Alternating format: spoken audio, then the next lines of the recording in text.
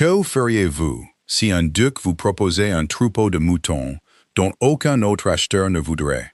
Des bêtes si maigres et aux toisons si emmêlées que les maquignons riaient en passant devant les enclos. Au printemps de 1856, dans les collines boueuses surplombant Willow Creek, Catherine Turner, âgée de 23 ans, a conclu ce marché d'une poignée de main gantée. Elle a ensuite ramené chez elle 93 brebis dépenaillées, derrière une charrette empruntée. Au village, on disait qu'elle avait acheté sa propre ruine. Mais ce que les ciseaux allaient révéler 3 saisons plus tard ferait taire toutes les voix qui s'étaient moquées d'elle. Installez-vous confortablement. Ravivez un peu le feu. Dites-nous d'où vous nous regardez ce soir et restez avec nous. Car cette histoire commence sous le genre de pluie qui transperce la laine et l'orgueil. Catherine remontait le chemin à pied. Ses bottes étaient fendues à la couture et son châle était presque noirci par l'humidité. La charrette était partie en avant avec les dernières affaires de sa mère. Une boîte en fer blanc de dés à coudre et une cruche bleue ébréchée. Elle avait choisi de marcher le dernier kilomètre. Ainsi, le conducteur ne verrait pas son visage quand la chaumière apparaîtrait. 6 mois depuis l'enterrement. 4 mois depuis que le propriétaire d'Ashby l'avait expulsée pour des dettes. Des dettes que son père avait laissées et dont elle ignorait l'existence. 2 mois depuis qu'elle avait écrit à la cousine de sa mère à Willow Creek et reçu une seule ligne en réponse. Il y a une chambre. Venez si vous le devez. Elle le devait. Il n'y avait nulle part ailleurs où aller. Le chemin grimpait entre des haies chargées d'aubépines. L'odeur de l'épine noire mouillée ressemblait tant à celle du cimetière le matin de l'enterrement. Elle dut s'arrêter. Elle pressa la paume de sa main à plat contre le mur de pierre, jusqu'à ce que le souvenir s'estompe. Une grive chanta une fois depuis le fourré. La pluie se mua en brume. Quand elle releva la tête, les toits de Willow Creek s'étendaient en contrebas. Ils étaient nichés dans le creux de la vallée. Des toits d'ardoise et de chaume, et une cheminée tordue d'où s'échappait de la fumée. Et au-delà, la longue étendue grise des pâturages du duc, vide de toute bête qu'elle pouvait apercevoir. La chaumière de la cousine se trouvait à l'autre bout du village. Elle était basse, blanchie à la chaux, avec une porte verte que l'humidité avait fait gonfler. Catherine dut s'appuyer 2 fois de l'épaule contre la porte avant qu'elle ne cède. À l'intérieur, il y avait un banc, un foyer froid depuis le matin, et une femme dont elle se souvenait à peine, se levant lentement d'un tabouret près de la fenêtre. « Vous êtes plus maigre que ce que votre mère écrivait, » dit la cousine. « J'ai marché depuis la diligence. Il y a du pain. Asseyez-vous. » Catherine s'assit. Le pain avait une croûte dure et une mie tendre. Elle le mangea lentement. La cousine la regardait comme on observe un animal errant, pour voir s'il va rester ou s'enfuir. Rien de plus ne fut dit ce premier soir.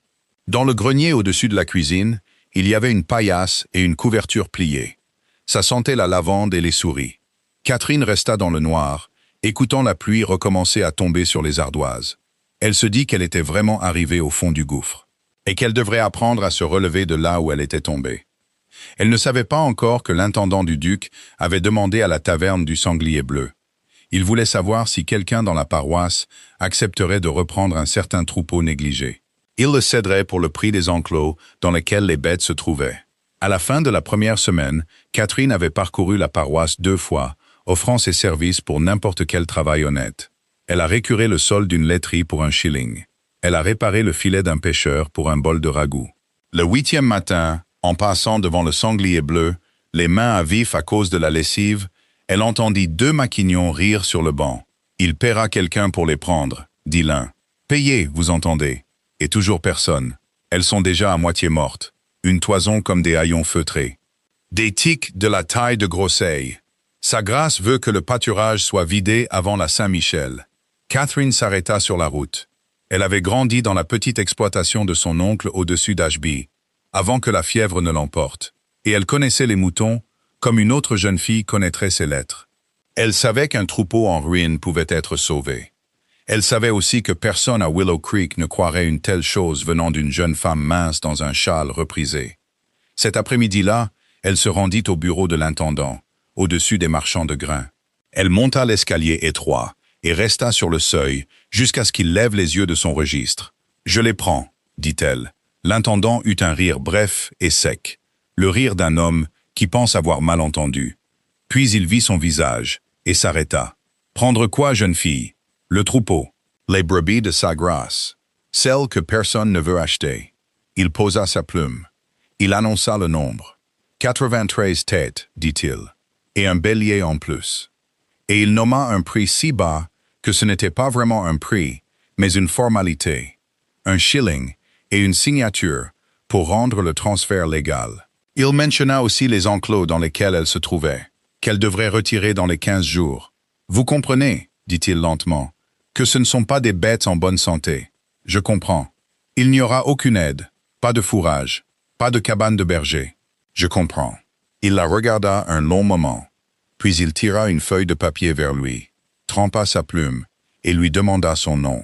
Catherine Turner l'appela pour lui, lettre par lettre. Il l'écrivit, poussa le papier sur le bureau, et elle signa. L'encre était pâle, et la plume grattait. Quand elle se redressa, sa main tremblait. Elle la pressa à plat contre sa jupe pour qu'il ne le voie pas. Au crépuscule, la nouvelle était sur toutes les lèvres. La fille Turner, cette fille si mince, la protégée de sa cousine. 93 moutons mourants et aucune terre pour les mettre. La femme du châtelain rit jusqu'à devoir s'asseoir. Le tavernier secoua la tête. Même le vicaire, voulant être gentil, murmura que le Seigneur mettait certaines âmes à rude épreuve. Une fille sans rien pouvait-elle transformer un troupeau dont personne ne voulait en gagne-pain? Y avait-il quelque chose dans ces toisons emmêlées que les Maquignons et l'intendant du duc n'avaient pas vu? Et qu'est-ce qui avait rendu Catherine si certaine, debout sur ce seuil, qu'elle ne signait pas simplement sa propre ruine? Si ce début vous a captivé, laissez un commentaire ci-dessous et abonnez-vous pour ne pas manquer la suite de l'histoire. Car ce que Catherine découvrit le lendemain matin, en traversant le champ humide pour rencontrer son troupeau pour la première fois, était pire que toutes les rumeurs du village. La nouvelle du marché s'était répandue avant même que Catherine ait fini son souper. Le lendemain matin, quand elle descendit du grenier, la cousine était déjà à la porte. Elle parlait à voix basse avec une voisine. Les deux femmes se turent quand Catherine apparut. La cousine se retourna et la regarda un long moment, puis dit seulement « Il vous faudra des bottes plus solides que celles-ci ». Elle ne demanda pas si Catherine avait changé d'avis pendant la nuit. Elle vivait à Willow Creek depuis assez longtemps pour savoir qu'une signature sur le papier d'un intendant n'était pas une chose qui s'annulait au petit déjeuner.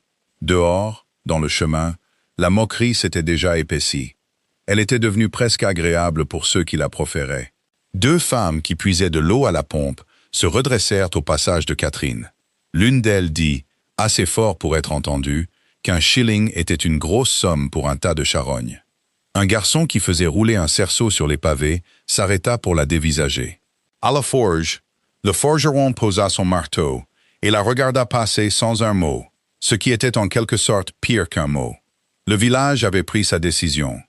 Elle était la fille mince, la protégée de la cousine, la fille qui avait acheté sa propre ruine à un duc trop fier pour donner les bêtes pour rien.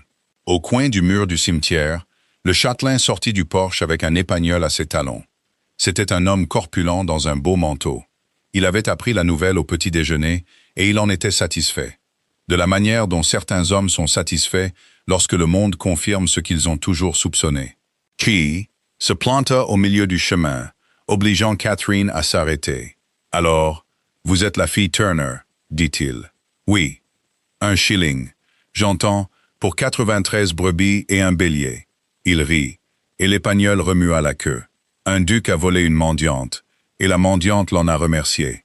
C'est une matinée de travail peu commune. Catherine ne répondit pas.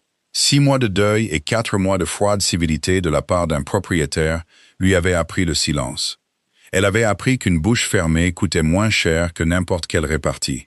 Elle attendit que le châtelain se lasse de sa propre voix et s'écarte. Elle continua son chemin sans se retourner. Elle avait presque atteint le tournant vers les champs du duc quand elle vit la vieille femme. Elle était assise sur un banc bas, du côté ensoleillé d'une chaumière. Elle était enveloppée dans un châle sombre, une quenouille sur ses genoux et un bol de laine non filé à ses pieds. Ses mains bougeaient sans que ses yeux ne les suivent. On disait qu'elle avait été la femme d'un berger, mais son mari était sous terre depuis plus longtemps que la plupart des villageois n'étaient en vie. Catherine ralentit. La vieille femme leva le menton sans arrêter le mouvement de ses doigts. « Viens ici, jeune fille. » Catherine s'approcha. La vieille femme la regarda pendant ce qui parut un long moment, puis elle plongea la main dans le bol, prit une petite pincée de laine brute et la tint en l'air entre son pouce et son index, de sorte que la lumière la traverse. « Il y a plus dans une bête, dit-elle, que ce qu'on lui a fait. » Catherine attendit la suite. Rien ne vint. La vieille femme baissa la main et retourna à son filage. Après un instant, Catherine comprit qu'elle avait été congédiée. Elle dit merci, sans trop savoir pourquoi, et continua son chemin. Les mots la suivirent sur le chemin, comme une main posée légèrement sur son épaule. Elle ne savait pas encore quel poids ils avaient. Au-delà de la dernière chaumière, le terrain s'ouvrait sur les pâturages du duc. Ici, le vent venait de la lande, portant encore l'odeur humide de la pluie de la nuit dernière. Les enclos se trouvaient à un demi-mille, au bas d'une longue pente grise. Même de cette distance, elle pouvait voir la forme sombre et inégale du troupeau à l'intérieur. Les bêtes étaient serrées les unes contre les autres, comme si les claies étaient la seule chose qui les maintenait debout. 2 corbeaux s'envolèrent d'un piquet de clôture à son approche. Le ciel au-dessus était de la couleur pâle et plate du lait écrémé. Elle marchait les mains enfouies dans les plis de son châle. Elle ne se pressait pas, car elle voulait que sa première vision soit honnête. Elle voulait que ses jambes soient stables quand elle arriverait. Les enclos étaient pires que ce que les maquignons avaient dit. Les claies penchaient. La paille sous les pieds était devenue une boue noire. L'abreuvoir était fissuré sur toute sa longueur. L'eau qui s'y trouvait avait une pellicule verte à la surface. Et les bêtes elles-mêmes. Catherine posa la main sur la lisse supérieure et se força à les regarder une par une. Des brebis aux os des hanches aussi saillants que des piquets de tente. Des toisons emmêlées en plaques qui pendaient sur leurs flancs en tapis sale, si épaisses de souillure et de chardon que la forme de l'animal en dessous était cachée. Une brebis se tenait sur 3 pattes. Une autre avait un voile laiteux sur un œil. Le bélier, seul dans un coin, la regardait sans lever la tête. Elle resta longtemps près de la clôture. Elle ne pleura pas, bien que sa gorge se soit nouée une fois, et elle dut ravaler sa salive. Elle les compta. 93, comme l'avait dit l'intendant, et le bélier en plus. Elle nota mentalement celles qui étaient dans le pire état. Elle écouta leur bruit. Ce n'était pas le murmure paisible d'un troupeau en bonne santé. C'était une respiration humide et laborieuse, venant de trop de bouches à la fois. Le village avait raison. Les maquignons avaient raison. L'intendant le lui avait dit clairement, et elle l'avait bien compris. Et pourtant, sous tout cela, sous la puanteur, l'affaissement et la ruine, il y avait cette chose que la vieille femme avait pincée entre ses doigts et tenue à la lumière. Catherine ne lui donna pas encore de nom. Elle se contenta de rester près de la clôture et de regarder. Elle ne retourna pas à la chaumière cette nuit-là. Elle resserra son châle, s'adossa au côté sous le vent des enclos et s'assit sur le sol humide. Et elle y resta. Le vent soufflait sur la lande. 1 ou 2 étoiles apparurent entre les nuages déchiquetés. Les brebis bougeaient, se calmaient, puis bougeaient à nouveau. Après un long moment, l'une d'elles, une petite près du coin, s'approcha de la claie.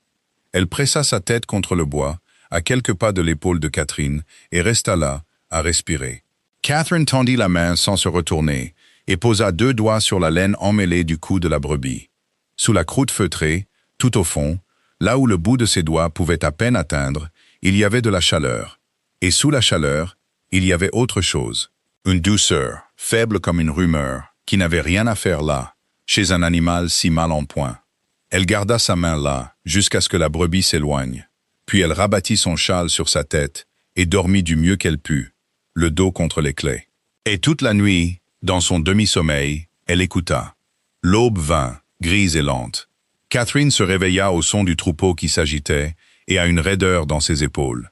Une raideur qui semblait honnêtement gagnée, comme si elle avait déjà commencé un travail en restant simplement là. Elle se leva, brossa la paille humide de sa jupe et fit le tour des enclos dans la lumière pâle. Un léger gel était tombé pendant la nuit. Il gisait dans les empreintes de sabots et sur le dessus des claies penchées, comme une traînée de craie. Elle recompta le troupeau, par habitude. 93 brebis, un bélier. L'intendant ne l'avait pas lésé, pas même d'un agneau. C'est en contournant le côté le plus éloigné de l'enclos qu'elle vit la première chose qui ne collait pas. Là où les claies rejoignaient un ensemble de poteaux plus anciens, enfoncés dans le sol, bien avant que le duc n'y mette son bétail. Sur la face usée du poteau d'angle, tout en bas, à moitié dévoré par le lichen, quelqu'un avait gravé une petite marque à la pointe d'un couteau. Pas la marque du duc, ni celle de la paroisse.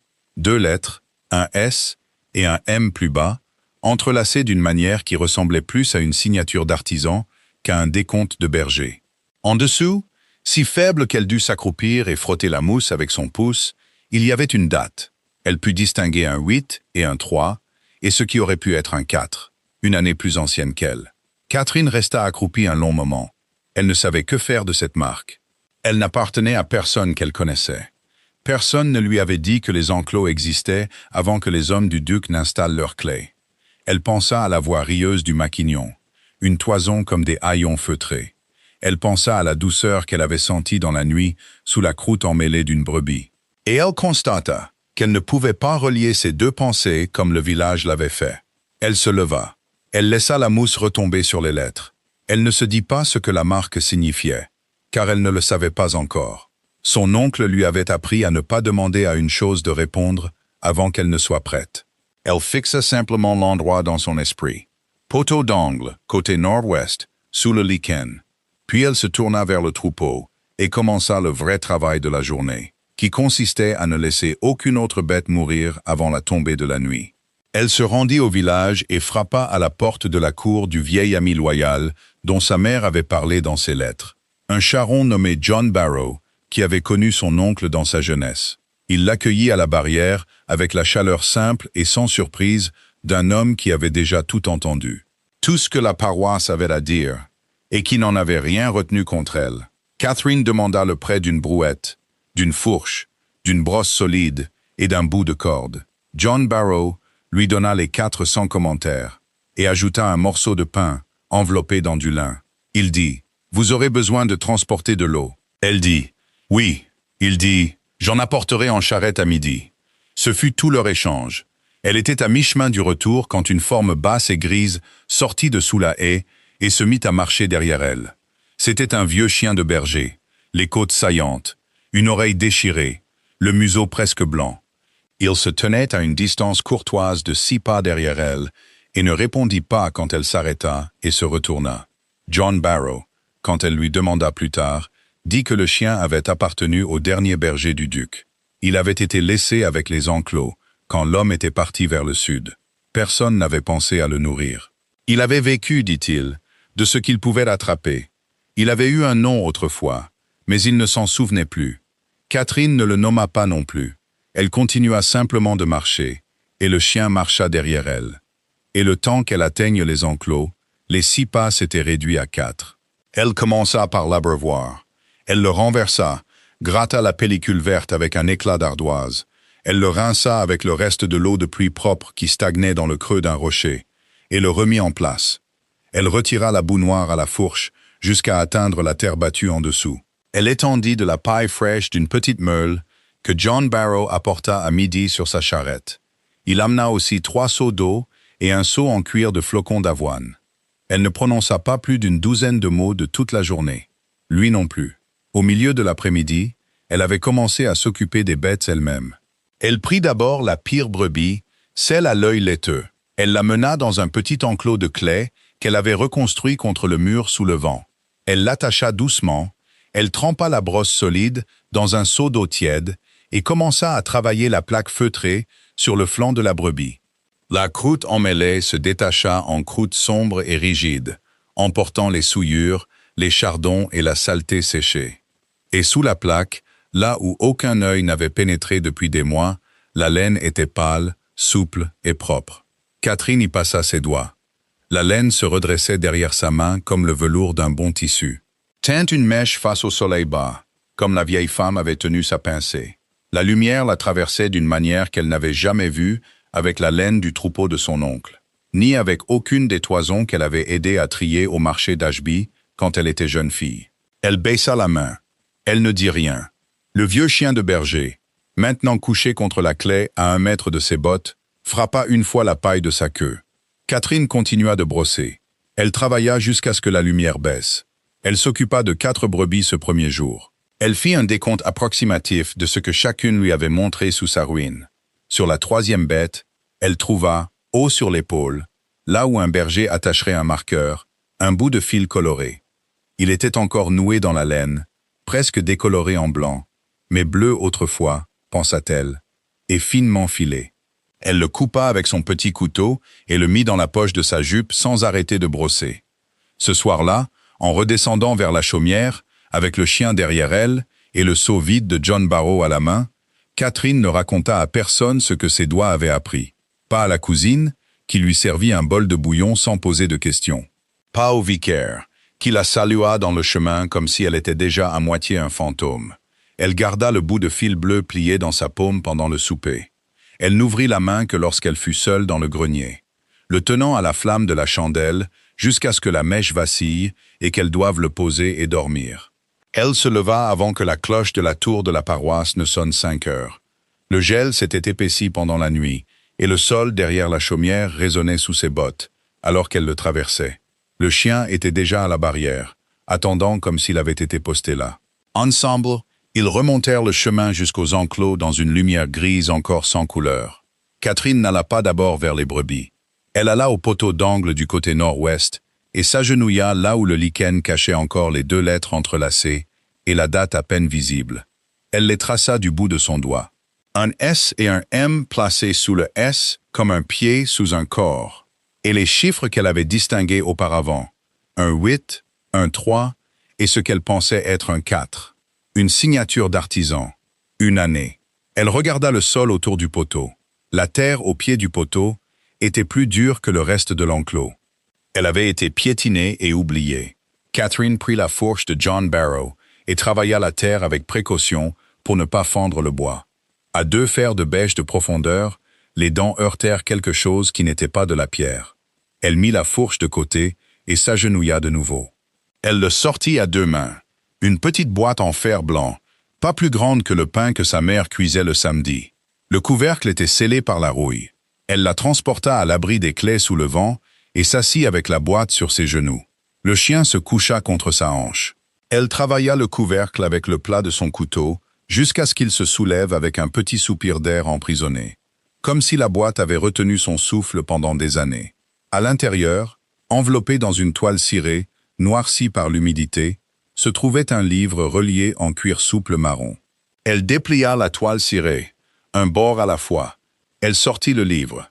Sur la page de garde, d'une écriture penchée et patiente, était écrit un nom, Siméon Marchbank, berger de ces terres.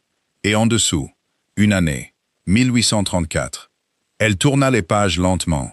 Chaque page contenait une colonne de brebis, numérotée et nommée, avec les pères et les mères inscrits à côté.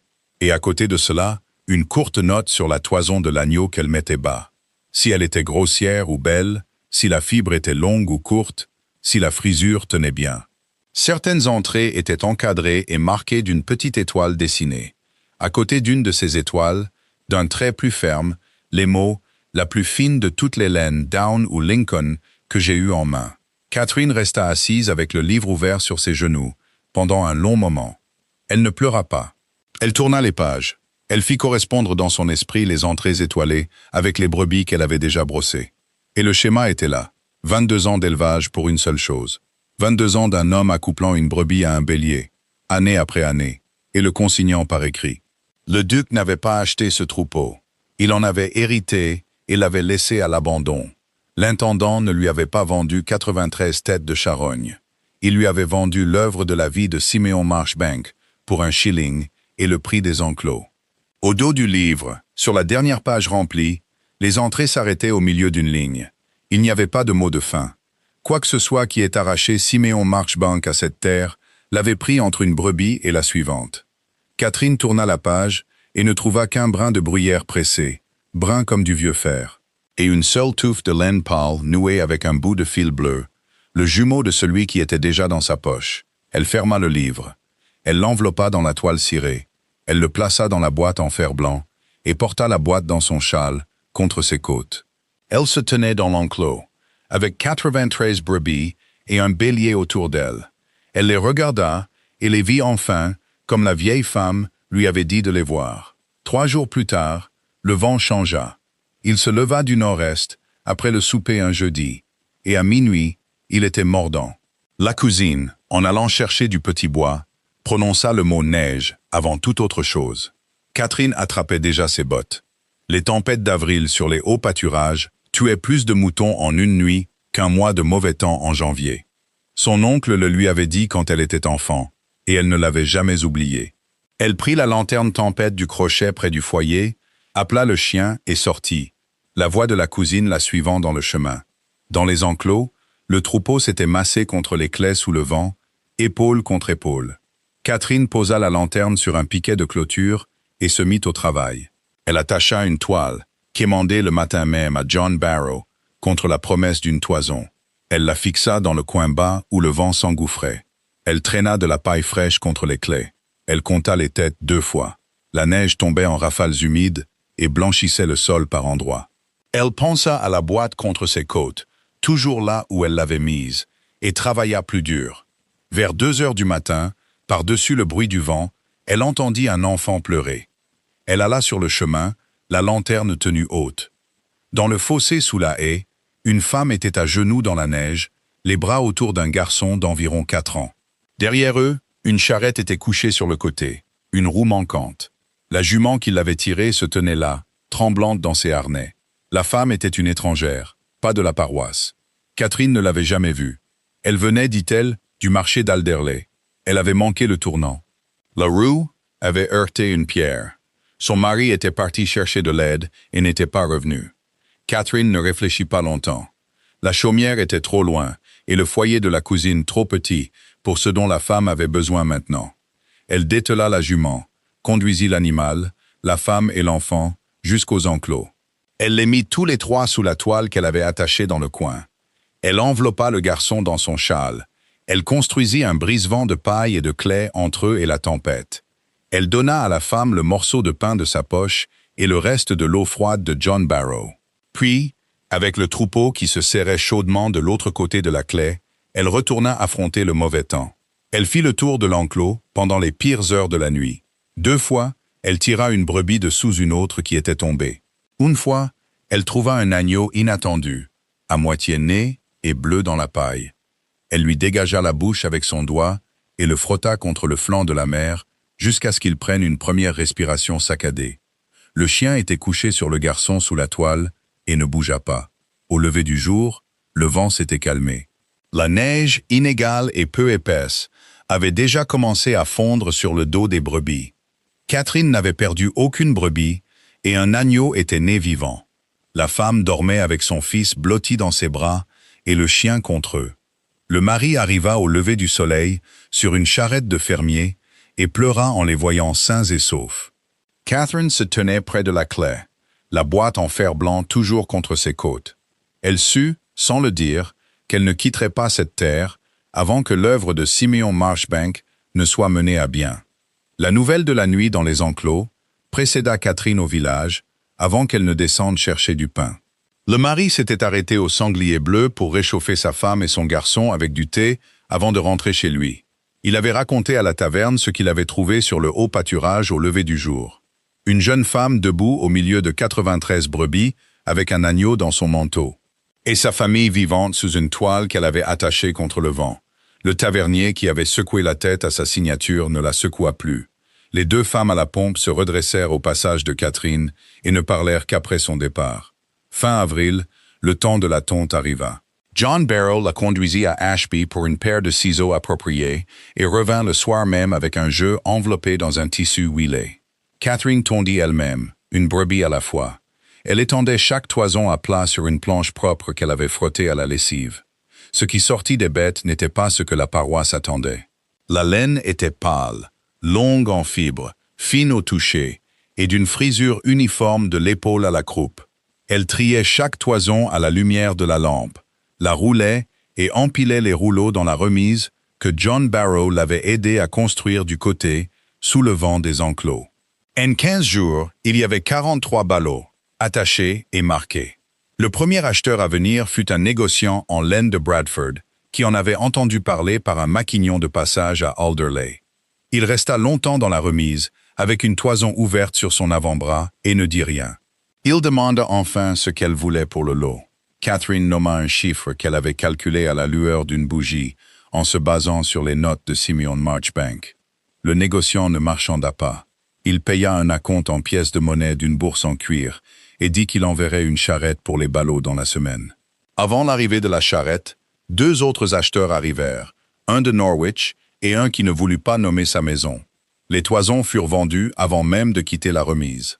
Le vicaire monta le chemin un après-midi avec un clerc du diocèse et demanda doucement s'il pouvait voir le livre. Catherine déplia la toile cirée sur la table en planche de la remise. Le clerc tourna les pages lentement.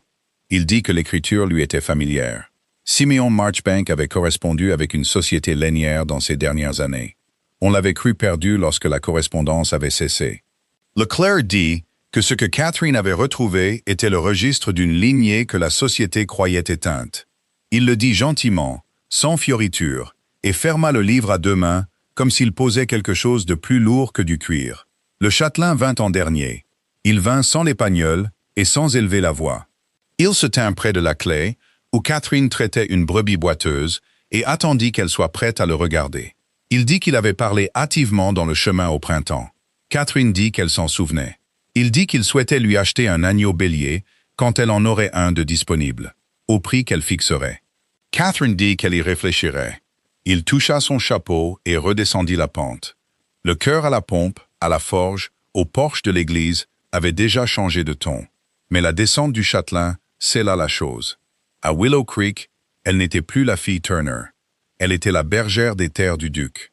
À la fin de l'été, Catherine avait remboursé John Barrow pour chaque outil emprunté. Elle avait réglé une petite somme annuelle à la cousine pour le grenier et le pain.